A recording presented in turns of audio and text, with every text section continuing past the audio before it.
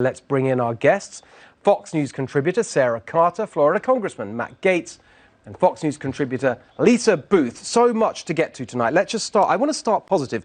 Matt Gaetz, we talk about positive populism. I want to start with the State of the Union. That story we heard so well set out there by the president, the focus on the great American comeback, particularly telling how he has helped, his policies have helped African Americans in a way that we haven't seen for a long time. I think that is the winning message for Trump 2020, don't you?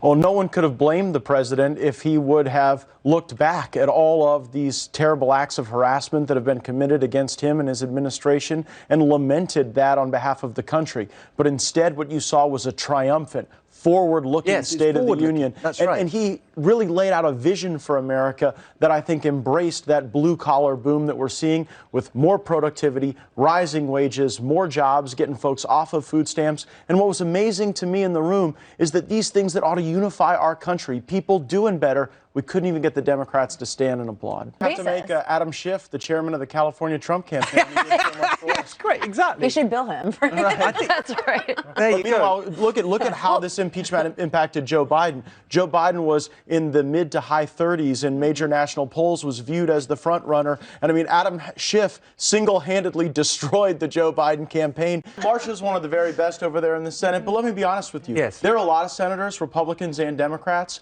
who don't want a whole lot of looking around into whose family members are lobbying and engaged in international business. There will never be a reckoning for Hunter Biden brought to bear by the United States Senate, because I think that in the swamp of Washington, there are too many of them that have their nose in the trough. Pete Buttigieg is an impressive candidate, is not a view held by enough people of color to make him a substantial force in the Democratic primary today. It's just very clear watching Mayor Buttigieg that he is not super comfortable around black people, and black people see that, and I think they react very negatively to his candidacy. Joe Biden has entered the please clap portion of his candidacy, I think, at this point. But my question is this, Steve, how are we still sleeping on Bernie Sanders? How in 2 elections in a row do we sleep on Bernie as the spiritual leader of the Democratic Party? If you look at the ideas they're running on, the minimum wage, government takeover of health care. These are Bernie Sanders. Supreme Court, Green New Deal. It's the Bernie agenda. The Democratic Party is in an existential crisis. Either their standard bearer is a socialist in his 70s or a capitalist billionaire.